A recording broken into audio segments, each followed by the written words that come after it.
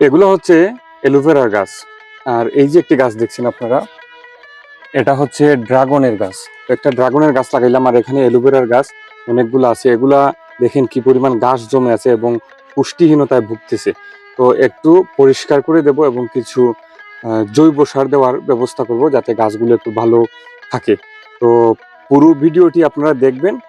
অ্যালোভেরার গাছগুলা পরিচর্যা করব, পরিষ্কার পরিচ্ছন্ন করব এবং সাথে সাথে এই অ্যালোভেরার যে কিছু পুষ্টিগুণ রয়েছে, স্বাস্থ্য উপকারিতা রয়েছে, সেগুলো নিয়ে আলোচনা করব।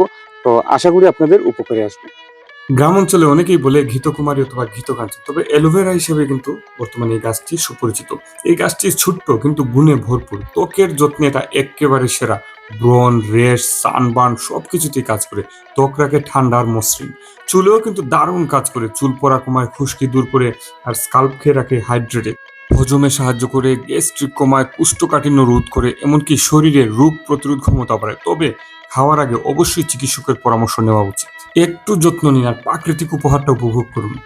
তো দেখেন, অল্প সময়ের মধ্যে আমি এই আগাছাযুক্ত আমার এই অ্যালোভেরার যে বাগানটি, ছোট্ট বাগানটি কত সুন্দর পরিষ্কার করলাম দেখেন আপনারা, খুবই সুন্দর। তো এভাবে আপনারা আপনাদের বাড়ির আঙিনায় বিভিন্ন জাতের ফলের গাছ, ঔষধি গাছ, সবজি গাছ আপনারা চাষ করতে পারেন। এবং আপনি যদি এই সমস্ত কাজ করেন, আপনার শরীরের যে ব্লাড সার্কুলেশন হবে, সেটি আপনার স্বাস্থ্যের জন্য খুবই উপকারী। তো আমরা চেষ্টা করব আমাদের দৈনন্দিন যে রুটিন রয়েছে, সেই রুটিন অনুযায়ী কর্মব্যস্ততার পাশাপাশি আমাদের বাড়ির আশেপাশে যারা গ্রামে আছেন, যারা শহরে আছেন, বাসার ছাদে ছোটখাটো একটু বাগান করার।